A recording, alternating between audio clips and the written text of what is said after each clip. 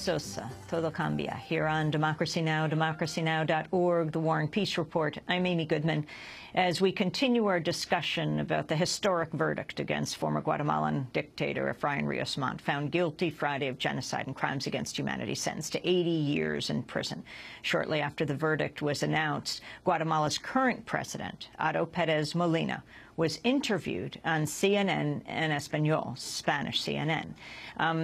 The host, Fernando del Rincon, asked the president about his time, Otto Pérez Molina's time, as a military commander, but the line mysteriously cut off right after he asked the question.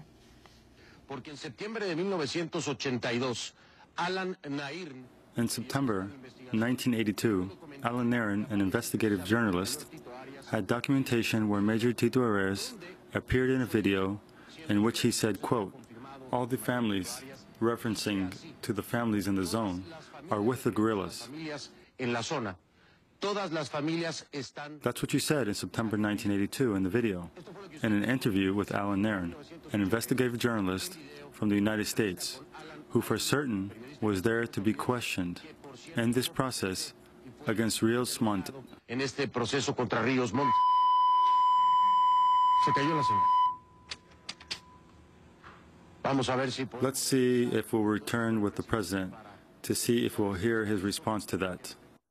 CNN host Fernando del Rincon returned to the question when the satellite was restored later in the interview. In 1982, you appear in a video of Alan Nairn's, which you have confirmed that you appeared, then with the name Major Tito Arraiz, where you say all the families are with the guerrillas. What did you mean by that?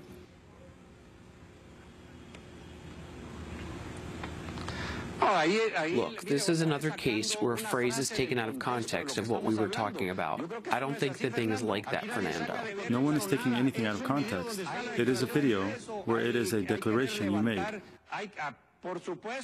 It must be raised. Of course you are taking it out of context.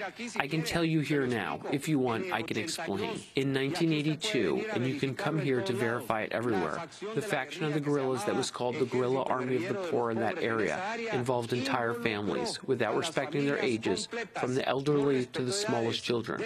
They were given pseudonyms. They took over the local power. They built what they called irregular local forces. They built what they called the clandestine local committee. The plan was to burn.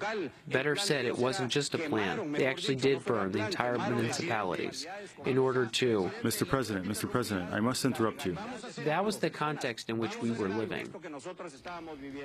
That is Guatemala's current president, Otto Pérez Molina, being interviewed by CNN en Español host Fernando del Rincon. We're joined by investigative journalist Alan Nairn, who Rincon was referring to in his questioning of Pérez Molina. You interviewed the Guatemalan president, Pérez Molina, when he was known as Tito in the Highlands, Alan. That's what he's referring to more than 2 decades ago. Explain the significance of this line of questioning and what Pérez Molina's role was at the time that Rios Montt has now been convicted of crimes against humanity for. Well, now that Rios Montt has been convicted for the actions that the Guatemalan army took in the highlands, the next logical step is to look at those who were implementing the plan of Rios Montt. And the field commander on the ground at that time in the Ixil region was Pérez Molina, who's now the president. With the ruling of the judge, this is more than just a logical conclusion that Pérez Molina should be investigated. It's now a legal mandate from the court, because the court said that the Attorney General of Guatemala is ordered to investigate everyone who could have been involved in the crimes for which Rios Montt was convicted. When I met Pérez Molina in '82, his troops were in the midst of a series of massacres, and the troops described how they would go into villages and execute civilians and torture civilians. At one point, One of the discussions with Pérez Molina took place as we were standing over the bodies of four guerrillas who his troops had captured. One of the soldiers said they had turned them over to Pérez Molina for interrogation after one of them had set off a grenade. The soldiers said, well, they didn't want to say anything in their interrogation. Another soldier told me that the military had in fact finished those troops off. So Pérez Molina is a definite logical target for criminal investigation. Although at this moment, as president, he still enjoys legal immunity, but that lapses as soon as he leaves an official position. CNN host Fernando del Rincon also asked President Otto Pérez Molina if he still denies there was a genocide after Friday's verdict. Well, Fernando, I was speaking my personal opinion. And personally, I do not want this. And I said it also when I said that there was no genocide in Guatemala, and I repeat that now. Now, after there has been a judgment, which was in a lower court, today's ruling is not as firm. We are respectful of what justice declares, and we will continue being respectful. What I believe to be of value here, first of all, is that in Guatemala, things are taking place that have never happened before, and that's important. That is, a head of state, today in a lower court, having been convicted of a crime of this magnitude, which is the crime of genocide, is something that was unthinkable just 10 years ago here in Guatemala. Today, what we are seeing is that justice can be exercised, justice can advance and move forward. Now, this sentence is not so firm. The ruling shall be final when the appellate process runs its course, and I imagine those defending General Rios will pursue these options, as he himself stated today after he saw the sentence and said he will appeal the sentence that was declared today.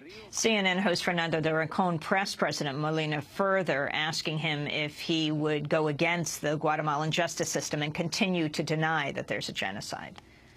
Well, that's hypothetical, Fernando. What you are telling me is an assumption. What is missing here is that the higher courts declare on the matter. I am not a part of the defense of General Rios, and I will not be part of the official defense of General Rios. In any case, as an executive, as president of the country, what is my responsibility is to be respectful, and it is what I also ask of all Guatemalans, that we be law-abiding. Here we have to respect, and we need to strengthen all the levels of justice.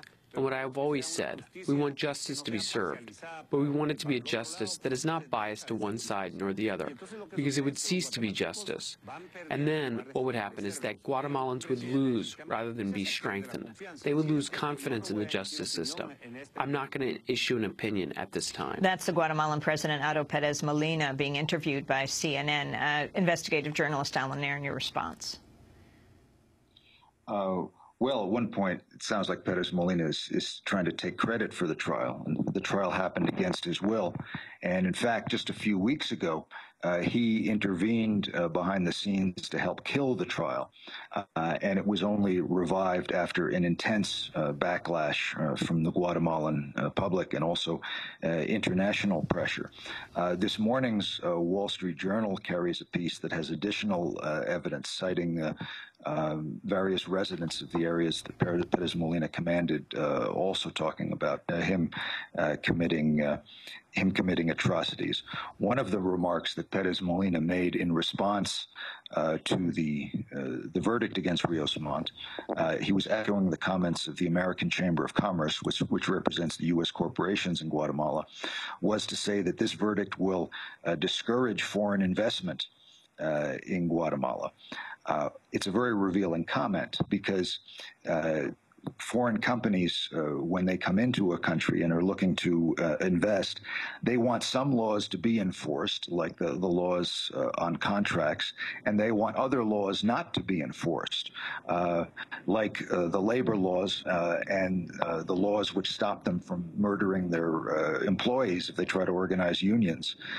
In the 80s, the leaders of the American Chamber of Commerce described to me how they would sometimes turn over names of troublesome workers to the security forces, and they would then disappear or be assassinated. Fred Sherwood was one of the Chamber of Commerce leaders who described that.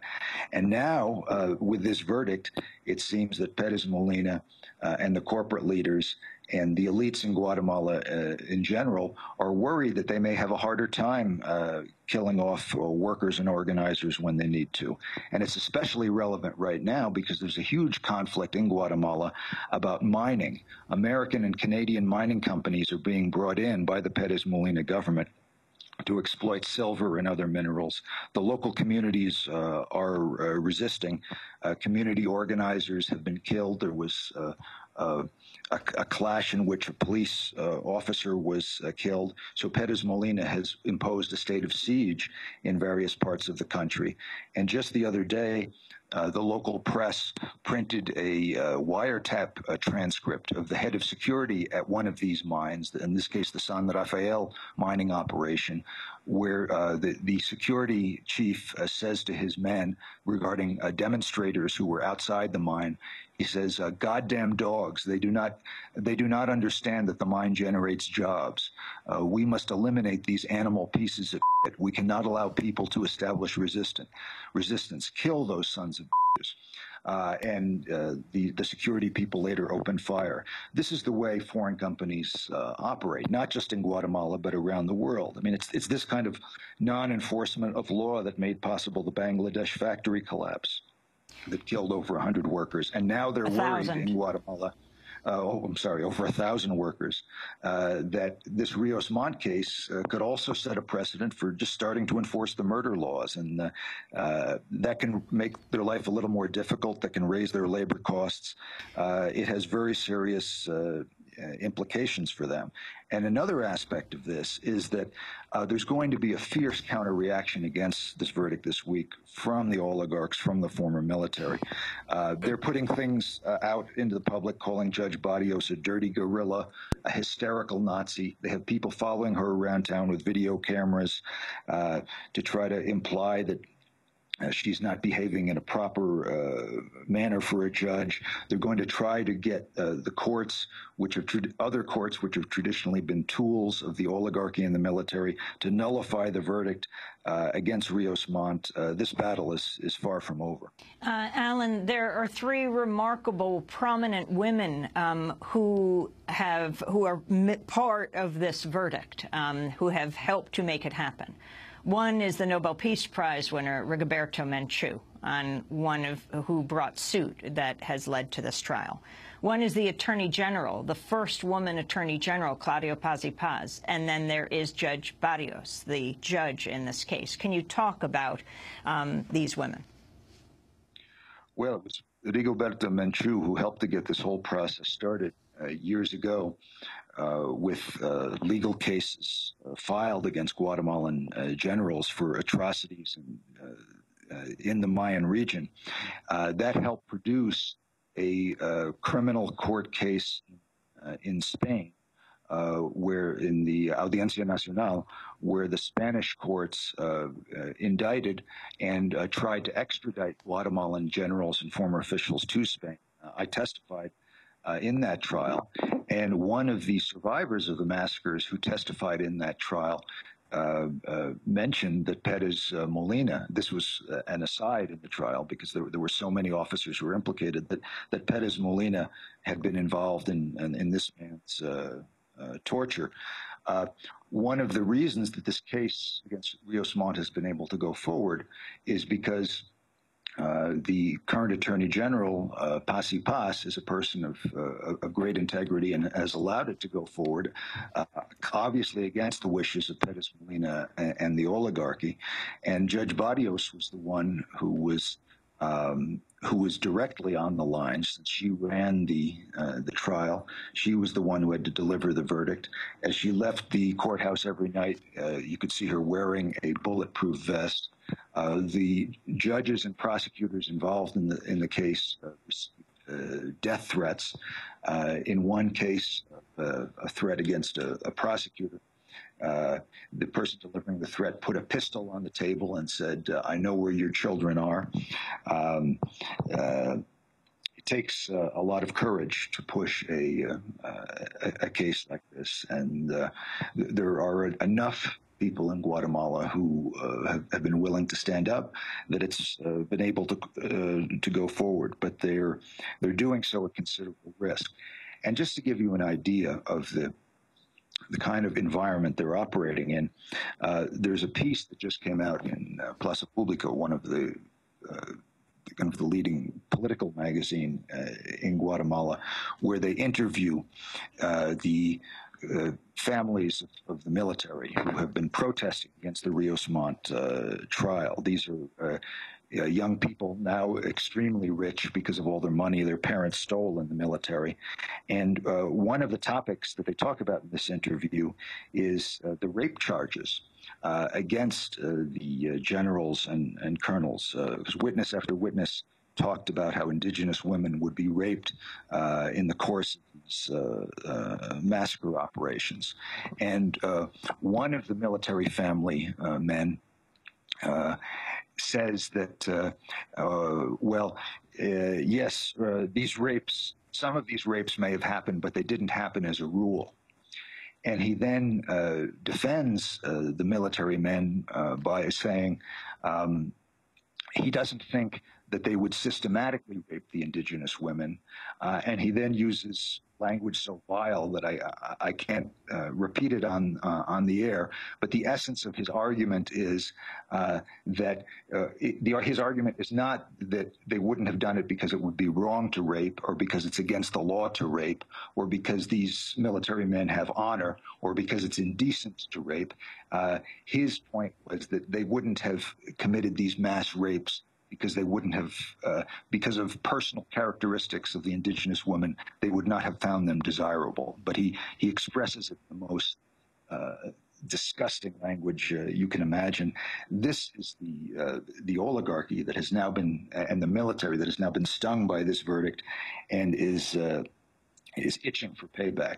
And one final legal point I should make: the mandate that the judge gave, the order to the Attorney General, Judge Barrios' order to the Attorney General, Paz y Paz, to further investigate everyone involved in Rios Montt's crimes, that could encompass U.S. officials, because the U.S. military attaches in Guatemala, the CIA people who were on the ground aiding the G2 military intelligence unit, the policy-making officials back in Washington, people like Elliot Abrams and the other high officials of the Reagan administration, they were direct accessories to and accomplices to the Guatemalan military. They were supplying money, weapons, political support, intelligence. They, under the law, under international and Guatemalan law, they could be charged. The courts and the Attorney General could have the right to seek their extradition from the U.S. Also, in the investigation process, they could subpoena U.S. documents, because there would be extensive reports and National Security Agency intercepts of Guatemalan Army communications from that period. And there would also be still classified reports on exactly what the CIA and the DIA and the White House and the State Department were doing with Rios Montt and with the commanders in the field. People like, before Rios Montt, General Benedicto Lucas Garcia, afterward Pérez Molina. So both President Pérez Molina and the U.S. Are now potential targets for criminal investigation for these crimes of genocide, crimes against humanity in Guatemala. Alan Nairn, we will leave it there for now. Investigative journalist on the ground in Guatemala City, and end with a clip of Rigoberto Menchú, the Nobel Peace Prize winner, who was there through the trial, speaking at the beginning of the genocide trial of Rios Montt. It's a very big day for Guatemala. It's a very big day for those of us who have defended our lives in difficult circumstances, very painful circumstances of great isolation, of exile. It looks like our period of pain is ending, because we hope that from now on we will be accepted by Guatemalan society, in our polarized society, the society that carries the burden of past genocide on their backs. That's Nobel Peace Prize winner Rigoberto Menchú. The former dictator of Guatemala, Efraín Rios Montt, has been sentenced to 80 years in prison. He was taken to prison after he was found guilty on Friday.